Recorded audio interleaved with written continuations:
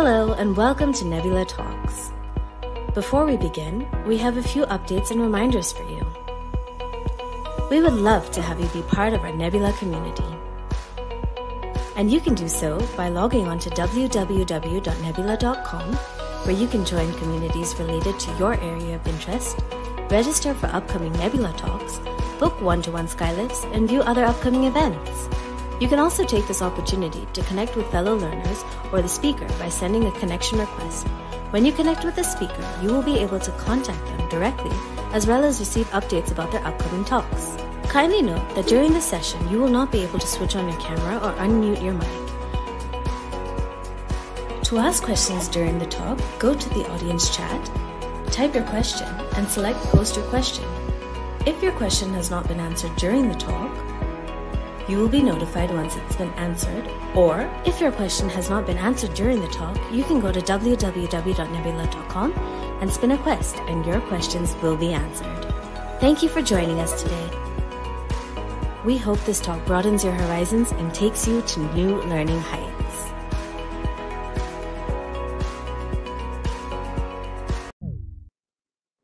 Hi everyone, welcome to my talk today. I'm so glad to have you here. My name is Sarah and I'm a TESOL certified IELTS trainer. And today we're going to be talking about things that you need to know before applying for the IELTS. So let's get started. While I share my screen, I have a poll for you guys. So I'm going to share this right now. And go ahead. The question is, will you be applying for the IELTS? So go ahead and cast your vote, say yes or no while I share my screen. So again, we're just going to be going through everything that you need to know, or top 5 things you need to know before you apply for the IELTS. All right.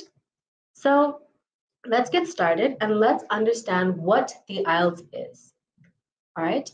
So the IELTS stands for International English Language Testing System.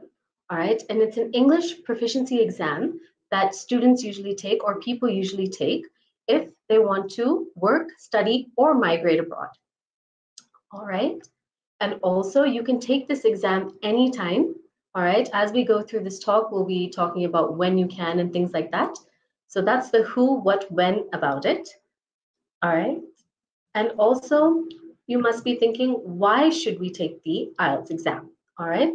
So again, if you're looking to work or study or live abroad or migrate abroad to an English speaking country, then you will have to demonstrate that you know how to speak English. Now, a lot of you who are here today are students. So when we talk about the IELTS, we'll be looking at it more in an academic setting. All right, and I'll explain why academic. So this is for you. You will need to be able to demonstrate your English skills.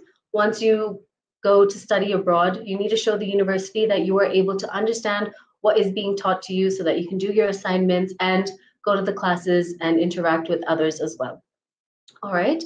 So again, usually it's for countries like Australia, Canada, New Zealand, and the UK. All right. Now, where can you take these exams? Again, you can register with IDP and or the British Council. Okay, and we'll get more into detail with that as we go along. All right. So let's move on to the top 5 things you will need to know before you apply for the IELTS exam. All right. First of all, you need to know the types of IELTS tests. So this is what I just said before. I talked about the academic. So let's find out about the 2. Okay, so there are 2 types of IELTS modules generally that people would take in terms of if you need to migrate abroad and or study abroad. The visa one is a little different, but today we're going to be focusing on mainly the academic side, but let's just go through these 2. All right, so as we just discussed, you have the IELTS academic exam. Again, that is for students who are looking to pursue their undergraduate or postgraduate degrees abroad. Okay, and also it is a requirement when you are applying that they will ask you for an IELTS certificate. Okay, and then you have the IELTS general exam. Again, it's for those who are studying below undergraduate level or immigrating to an English-speaking country. All right. All right. Number 2, know the cost and know when you need your results. Now, when you hear about the IELTS exam, you'll be thinking, okay, I need to apply for the IELTS, I need to take the IELTS, but the first thing comes into mind is, how much does it cost? All right, so as of right now, if you are a student applying from India, the cost is rupees 15,500. All right, now there are also two ways you can take the exam. That is the paper-based test or the computer-based test. Both are the same cost. All right, and you also need to know when you need your results. So when you go to apply for the exams, you will have different dates that you can choose. Now you need to know when you need to submit your college application or university application and base it on that. Now the good thing about the IELTS is that whenever you take it, your test, the results are valid for 2 years. All right. So that's the really good thing about IELTS. So plan accordingly, know when you need your results, base it upon your application, when's the due date, things like that, so that you give yourself enough time to prepare as well, and give yourself enough time to receive the test report form, because what happens is if you're taking the paper-based test, you will receive your results within 13 days. And if you're taking the computer-based test, it will be between 3 to 5 days. So base it accordingly. All right, number 3. You also need to know where you can register. So like we just talked about at the beginning, I gave you 2 examples of where you can register. That is either IDP and or the British Council. So let's just look through this again. You can go onto IELTS.org as well. And what you can do is you can choose the country that you are applying from, go there, put in the test, find your test center, choose the dates, and go accordingly, whether you want the paper-based or the computer-based, it will tell you. All right. You can also go onto the British Council site and register, and also the IDP. Now, if you're a student who is applying for the IELTS in India, the best bet that you have is to either go into IELTS.org or the IDP website. All right, because British Council has stopped providing IELTS exams in India. So go ahead. So what happens is if you go onto the IELTS.org website, you can, it will redirect you to the IDP website. So either way, you can find a test center and book accordingly. It's that easy. Okay. Another thing that is important to know is you need to know the schedule. So what do I mean by that? You need to know the basics, and that is basically for the IELTS academic test. I will solely be talking about the IELTS academic test. So it has 4 sections. That is the reading, listening, writing, and speaking. All right, so you need to know that the listening, reading, and writing tests are all scheduled and completed on the same day. There will be no breaks in between each part of the test. And also, depending on your test center, you may have your speaking test on the same day, you might have it a week before, or you might have it a week after. But that will be communicated to you once you apply for the IELTS. So that's why you also need to know the schedule so that you can plan ahead, again, in terms of preparation, in terms of when you need your results, all those things. So you have everything in line when you go to apply. All right, number 4, know the format. Okay, this is also very important. Again, before you apply for the IELTS, you would have heard so much information and so many things about it, but it's also important to know the format so you know what you're getting yourself into. Okay. All right, so let's quickly go through the format. Okay, we're going to be looking at the 4 sections that I just mentioned. First of all, the listening section. So the listening section, again, lasts for 30 minutes. And again, in this section, you will hear 4 different recordings, which include monologues and conversations. You will also be asked a variety of questions with regards to the recordings that you have heard. And the thing with the listening test is that you will only hear the audio once. Okay, moving on to the reading section. The reading section lasts for 1 hour, okay, and a variety of skills will be used. And what happens here is that for the reading section and the writing section, which we'll be getting into in a minute, they both are different. So the academic is different and the general side is different, okay? So you need to know which one you're taking, which is why I mentioned that at the beginning, and see this. So yeah, that's what the reading section. Now let's move on to the speaking section. Again, the speaking section is the shortest one. It lasts for around 11 to 14 minutes.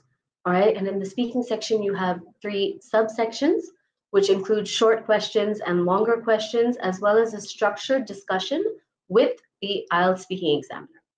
All right, so what happens is usually the speaking exam is face-to-face with a real live examiner. All right, and you should also know the types of questions you can be asked. you should practice that as well. So again, leave yourself enough time before applying for the IELTS or after you apply for the IELTS to practice and prepare for it. All right, and last but not least, the writing section. Again, this also lasts for 1 hour, just like the reading section. And again, there are 2 subsections. Okay, now in terms of academic, you have the first task where you'll be given some sort of diagram or graphical representation where you have to write at least 150 words. And then the second task, which is an essay type question, where you have to write at least 250 words. Again, the academic writing paper and the general writing paper are 2 different ones, so make sure you know. All right, so those of you who are applying for colleges, you are students, you will really just gravitate towards the IELTS academic exam. All right, okay, and last but not least, know the ways in which you can prepare for the test. Now, there are a number of different ways that you can prepare. All right, you have self-study books, you have practice tests. Some people will just feel like maybe if they don't have enough time to practice or prepare, if they maybe book their test within a week, all right, they usually go for practice tests. If you have a little bit more time, you can go through self-study books. All right, there's a number of books that you can learn from, as well as online study and tutoring. All right, so these are the options that you have in terms of preparing.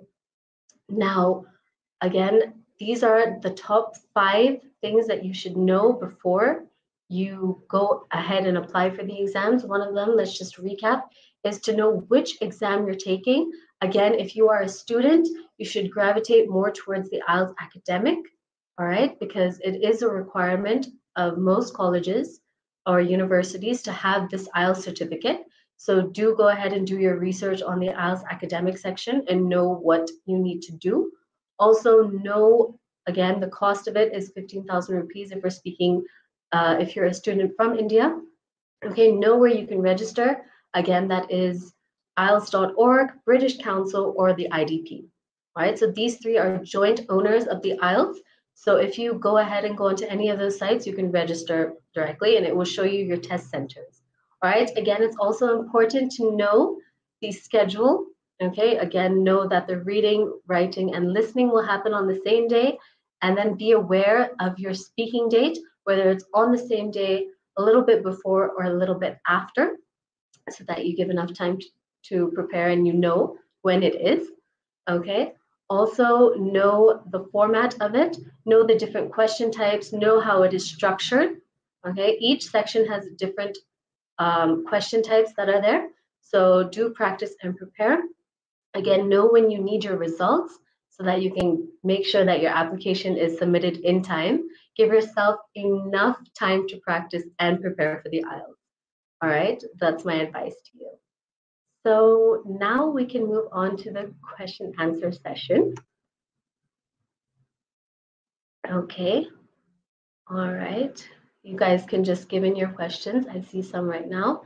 So the first question we have is from Ria is, which book should I refer to prepare for the IELTS? So Ria and everybody else, there are a number of different books that you can use to prepare for the IELTS. One of them that I found really helpful is the Cambridge IELTS books. Okay, they have one for general and they have one for academic, and they also have a big book for both. All right, so I would just recommend those. All right. Okay, going on. So, right, Namita has asked, which one is easier, the IELTS General or the IELTS Academic? That's a really good question. So, from what I've seen and what I've heard as well, the IELTS General is a bit more easier than the IELTS Academic, because the IELTS Academic is more, as it suggests, more of an academic setting. So your questions will be directed more towards academic papers where you'd have like probably reading comprehensions from that, and your writing topics will be something along that line. Whereas general, they're just trying to understand your basic level of English proficiency. And since it's something that you only need to show in terms of visa and things like that, the IELTS General is easier. All right, but that doesn't mean, students, that you go take the IELTS General thinking that it's easier than the IELTS Academic. Again, IELTS General is mainly for those who are looking to work or immigrate abroad, all right, to go abroad just to live or just when they're moving. Whereas the academic is for those students who are looking to do their undergraduate or postgraduate degrees abroad. All right, so students kind of graduate towards the academic, don't really look at the general. Okay. All right, another good question from Ria is, why should I choose the IELTS over TOEFL? Okay, so this might be a word that you've been hearing as well, IELTS, all the abbreviations. So let's just go through this for a minute. The different English proficiency exams that you have are the IELTS, TOEFL, OET, and PTE, all right? But students, what happens is those who are looking to study abroad, they usually hear about the IELTS and TOEFL, all right? So the good thing about this and why you should kind of choose the IELTS over TOEFL in a way is because IELTS is more widely recognized, so is TOEFL, but IELTS has a wider, what do you say? People understand about the IELTS a bit more. What happens is that there's a wider scope as well as since the IELTS has it for the general and academic, that's why they have a wider scope, whereas TOEFL is just for academic purposes. Okay. Also, the scoring is different and the duration of the exams are different. There are some differences with the exam, but it's better if you choose IELTS as it is a bit, I would say, a bit more recognized. Most universities do ask for your IELTS certificate. So that's kind of why you should kind of go towards the IELTS. Yeah. Okay. All right, getting a few more questions in while we wait. Okay. Is it possible to prepare for the IELTS at home? It is definitely possible to prepare for your IELTS at home. Again, there are some suggestions that we had said about using self-study books or doing practice tests and or online learning or tutoring. So I'm glad this question was asked because it's going to lead me to my next point in just a minute while we wait for some more questions to come in. Right, most of you are applying for the IELTS, so that's really great to know. Okay, so I'm going to go back to the question which Namita has asked. Is it possible to prepare for the IELTS at home? Okay, so yes, it is. Now, I'm just going to tell you that if you do prepare from home, here are some of the IELTS skylifts for you that I have on nebula.com. So I'll just go through them one by one. What you can do is you can book a one-on-one session with me in terms of for your listening skills or for your reading skills, or if you need a partner to speak with. So if you are doing a self-study by yourself at home, you don't really want anything, you can book a session with me. And what happens is we'll go through it together. Again, when you're preparing from home, you might want a speaking partner, so I can help you with that. Again, I will provide tests or assessments, and you can go through those. And we can have a one-on-one session where I can give you some tips and tricks, as well as maybe go through a paper, things like that. All right. Also, I will share links to my personal guidance sessions in the conversations. So conversations meaning the one when you had applied for or booked the Skylift, this talk right now, you would have been directed to a conversation. So there we'll put in the personal links. Okay. Right. I also have other talks available on nebula.com where if you just want any kind of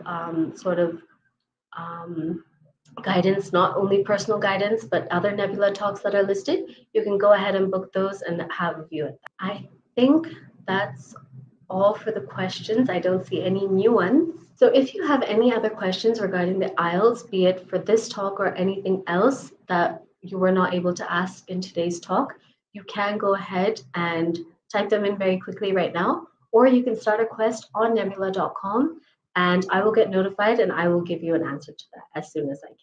All right, I think that is the end of my talk today. Thank you so much for joining.